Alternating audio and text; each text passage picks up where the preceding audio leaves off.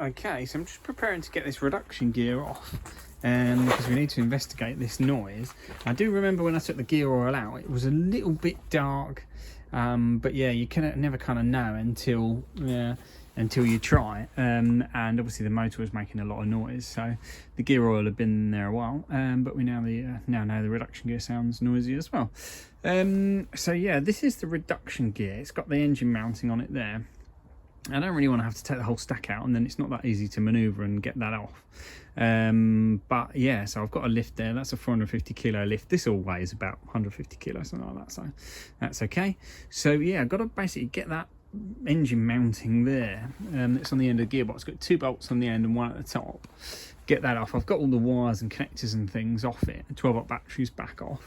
So yeah, hopefully I can get that engine mounting off without too much difficulty. I can lower it a bit and then hopefully get that pin out, wiggle that off, so that shouldn't be too much of a problem. And then this reduction gear is reasonably heavy, probably about 15 to 20 kilos, something like that. But it's got to come off nice and straight, basically.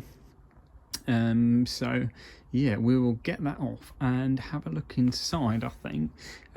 So the Zoe's up to 2019 have a parking lock. So when you move the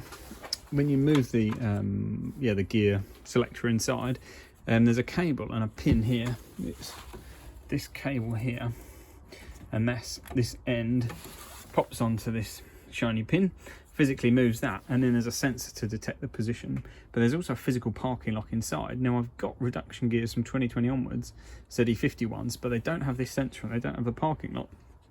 I can transfer this sensor, but the parking lock is inside here. So yeah, I can either order a reduction gear for an earlier car, which I could do, or I might try and convert a later one and put the parking lock inside. But it will depend on, once I open this up and have a look inside, whether we think we can open up a ZE40 one and move the parking lock over, or something's changed inside. But yeah, well, let's have a look. Let's get this reduction gear off first and see what's going on. Right, cool. Right, so got that off. A little bit awkward, but not too bad. It's always fun taking off something you just put on, but you've got to test these things to work it out. But I'm kind of learning to trust my instincts, because the sound was a bit different. If you've heard a Zoe motor with bad bearings, it's a sort of hollow rumble noise, and this car, as well as that hollow rumble, had that high-pitched noise. So, and the reduction gear oil was dark as well. So right, so what we need to do is get this apart and have a look inside. I think mainly just to see whether we can swap this over and yeah, make a good one out of a ZE40, as I was kind of explaining. So right, let's crack this open. It's going to be interesting. I have had one open before, not to fix it, just for kind of interest really, so I roughly know how they come apart. But yeah, trying to keep all the bits in the right place is a challenge. But obviously in this one we don't have to. We just have to get the parking lock out and work out how to take another one apart. So this one we can kind of take apart anyhow, as long as the parking lock's still there. You know, obviously don't want to damage that, but that's going to be easy. Yeah, it doesn't matter if cogs fall out and things like that. We just work out how to take apart the next one, a ZE40 one, and see if we can put the parking lock in it. Because I've got 2 or 3 ZE40 ones, just from motors I've bought and used. So right, let's do it.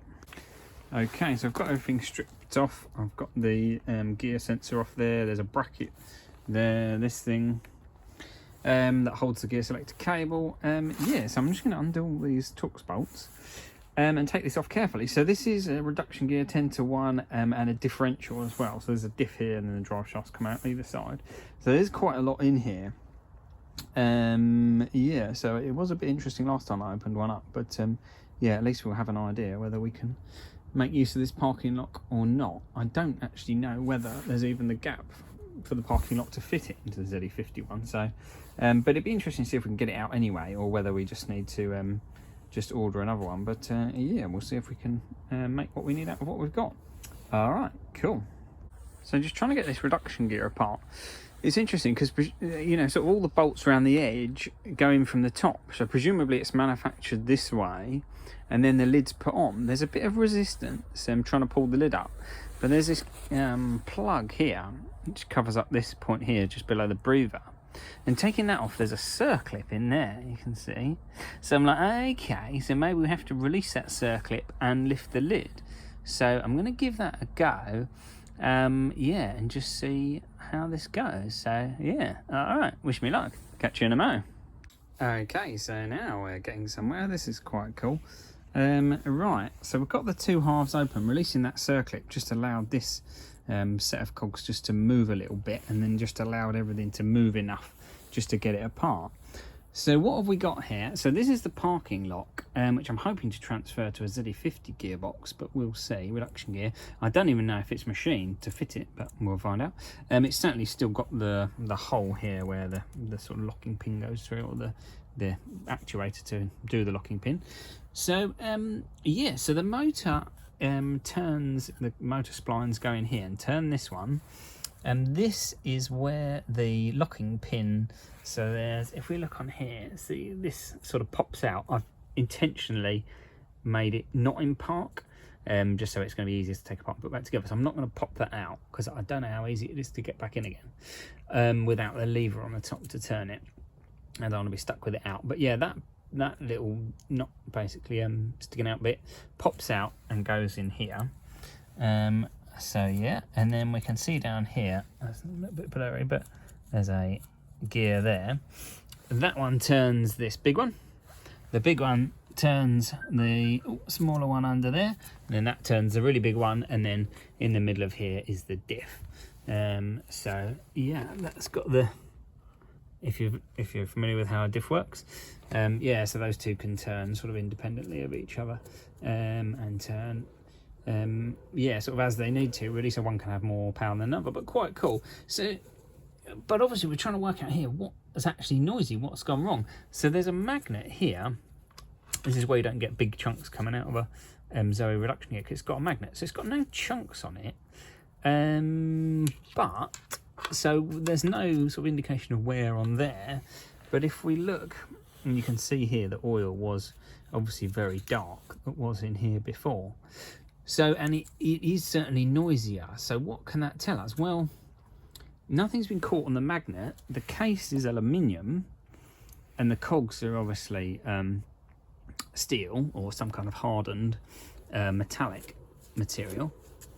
So I'm kind of thinking that it's probably worn the case a little bit, and everything's moving a bit too much, and that's what's causing kind of the cogs to be a bit further away from each other than they should be. That's one potential, but yeah, I thought it was quite fascinating, really. So yeah, I don't know whether I can make what I need out of a ZE50 one and this one. I've got gasket sealant, so that's fine. I think I need to take a ZE50 one apart and find out what's going on. So as long as it's still got this part, I mean, they could have redesigned this, or they could have been lazy and just left that as it is, taken that lock out. But the question is, did they even bother machining the case, because they wouldn't need the holes? So yeah, possibly not. I don't know, am I going to be able to look down it and see? No, I don't think I'm, because on the ZE50 there's, on this part there's just a cover panel here, but I don't think I'm going to be able to look inside there, am I, and see whether it's machined. I don't know. We can give it a go, possibly, maybe with my little boroscope thing. Yeah, we'll give it a go. Right, I need to go and grab a ZE50 gearbox and do some surgery on that and see what's happening. All right, cool. I'll catch you in a bit. It was all good fun. All right, cheers. Just noticed something else actually when I stopped recording. So I was looking at this thinking, oh, the machining's not very good, but I actually wonder whether it's cracking a little bit. Can you see around there? It doesn't look too good, does it? It does look like it's sort of suffering from fatigue, doesn't it? And there's a lot of, you know, there's a bearing spinning inside there, and there's obviously a weak point because it's thinner there. Similarly, sort of over here, yeah, it doesn't look that good, does it? Sort of more over there, yeah, it's not looking that pretty. It does look like it's cracked there, doesn't it? Try and get that in the light. And whenever I move, it gets more in the, my head torch gets closer, but I cause a shadow. Oh yeah, you can see there. Yeah, that doesn't look too good, does it? Similarly, sort of there. I don't know if that's just where it's been made. But it doesn't look good, does it? Okay. Well, we can see what the other one looks like. And, yeah, go from there. But, yeah, interesting stuff. Really noticeable up there, isn't it? Yeah, not very pretty. Right, cool. I'll catch you in a bit. Okay, so I've just grabbed the ZE50 reduction gear out of my storage container. So I basically haven't got any ZE40 ones at the moment, just ZE50s. I've actually sold 2 ZE40 ones recently. I can get another one, but I've got 2 of these, so if I can use this, I will do. So, it looks visually the same. There's sort of space for the parking lock in there. You can see it's just got a blanking plate, where the ZE40 one has got this sensor on. And then that's the bit that actually sort of actuates the parking lock inside. So yeah, let's see if we can convert this. Basically going to pop this off, see if we can see inside. Might need to use the boroscope to see if it's like machined for these tapped, is it, for these bolts, and then if so, whether it's also got those notches on there, and see if we can fit the parking lock. So it's all good fun. Right, catch you in a bit. So we can see a little bit more inside this reduction gear, and I've taken the parking lock off, so we're looking down, so there's a larger sort of hole with nothing in it, and then this is where the parking lock here and here is where they bolt onto. So we're trying to look for this point here, the second hole down. I'm trying to shine this in here and look in there as well, but if we can see, slight challenge, we've got to look that way. You can see there, hard to get it to focus and get the light. There is a hole there. If I do that, get that to focus. Come on. Oh yeah, there you go. You can see the hole, and then you can see the larger one above it. Not getting it to focus too much, but so it's not got. There's obviously a hardened collar on that, and then it's threaded further in. I think it's unlikely to be threaded that. But yeah, I will get the boroscope just to check, because if it is, it's a goer, but it's probably unlikely. We'd also have to move that steel collar. No, it won't focus because I've just got to focus on something else. Move that steel collar, which might be a bit of a challenge. But yeah, interesting anyway. If I was unscrupulous, I wouldn't worry about the parking lock and I'd just stick the sensor on the top, but that's not the kind of thing I do. So yeah, I'll double check with the boroscope, but yeah, it's missing that collar anyway. I strongly suspect it's not tapped, but yeah, interesting stuff. Yeah, it's definitely that one. Cool, right. Well, I will double check that with the boroscope, but yeah, I think I'll have to buy another reduction gear, which is slightly annoying. Really fascinating that one's noisy, but yet there's no sort of real visible wear on it, but I think it's just a little bit looser than it used to be, and I'm not really happy with that amount of noise. It obviously has had quite dark coloured oil, which is a bit of a sign. But yeah, all right, cool. I will catch you later. Cheers.